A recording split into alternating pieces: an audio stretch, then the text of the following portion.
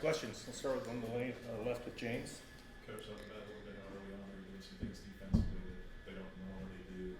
How much of that either was confusing or just was a little unexpected and it was part of the line of the offense just because it was so out of it?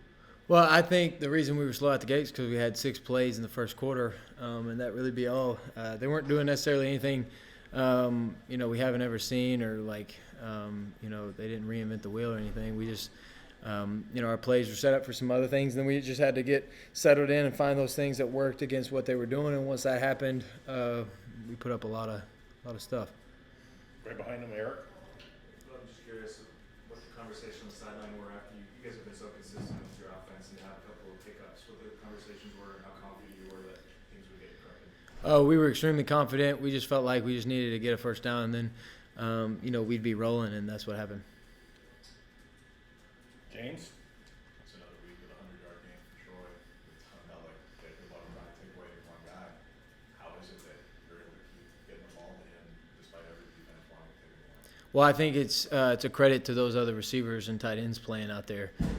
They can't just completely take away him, or they'll get hurt by somebody else. And we've shown that over and over and over. And, Troy's strengths are really good. He's great in one-on-one situations. He just finds a way somehow to make that explosive play a game and really just help himself out with the yardage total. But everybody else, I felt like as receivers and tight ends, everybody contributed today. Everybody played a key role, and the ball was just being, spit out to a bunch of different people.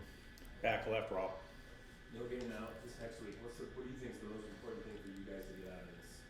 I think just, growing as a unit, finding the details that we got to fix and, going this next week, making sure that we fix those so that, we don't keep making consistent mistakes. Right in front of him, Eric, again. Jordan James stepping into a little bit of a different role and kind of showing more of the complete package that he is as a back. Just what did you see from him and they scored the first touchdown and kind of get you guys going? Yeah, he did really well. He contributes when his number's called. He's a great, next guy up after Bucky. And, those two guys are obviously filling a bigger role now, with Noah's unfortunate circumstance. But, those guys are ready to fill that role, and they're really good running backs. In the back, Matt. What would you just like about the throw to T-Ford? Why did you like that play? Would you like that matchup? Well, we've been practicing that play for a while, just heavy play action. Felt like he would pop in the back, and that's what happened. DB had blind eyes, and Ferg went up, made a heck of a catch. And, that's the kind of stuff that Ferg is capable of doing. We just got to find, ways to get him the ball. 2 more questions in the middle, Jared. Pretty simple question. Just what do you think of your overall performance? It was solid. Felt like I could have contributed more early. That way we wouldn't have sputtered. But obviously looking back, that's every hindsight's 2020. But I felt like just a few of those incompletions, could either ran or found ways to, either give them a better ball or complete the pass. But that's one thing that one of my goals is just play extremely efficient and keep the ball off the ground, get the ball out to where it's supposed to get to. I felt like I was confident going into the game, and then when they, as we adjusted, as we got throughout the second quarter and things settled down, I felt like I got my eyes back where they were supposed to get to, and just make sure that I was seeing things the right way and making sure that each play was had a life of its own, and go out there and execute it to the best of my ability. Obviously, you always you miss a few and you want to go back to a few, but fortunately for us, a win's a win, and 5-0 start is exactly what you prepare for. So I'm not going to complain about that. Last question on the left, James.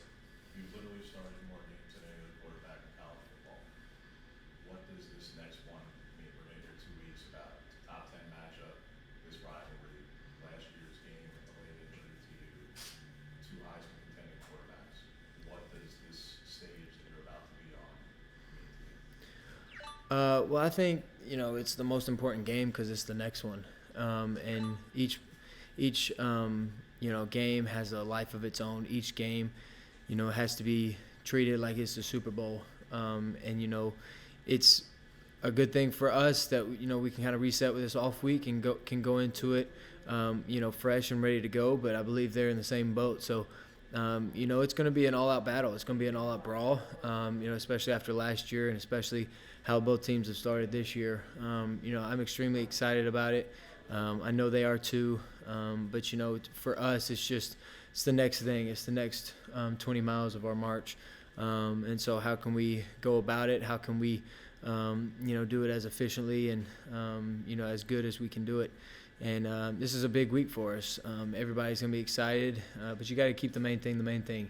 You got to go out there and play 11 on 11, and you got to execute when your number's called. And, at the end of the day, it's just I believe in games like this, it's who can, execute the longest, who can execute for 4 quarters, because it's going to come down to a play or two and, which side's going to make it. And, it's up to us to make sure we put ourselves in position to make those plays. Thanks, Bo. Thank you. Appreciate it.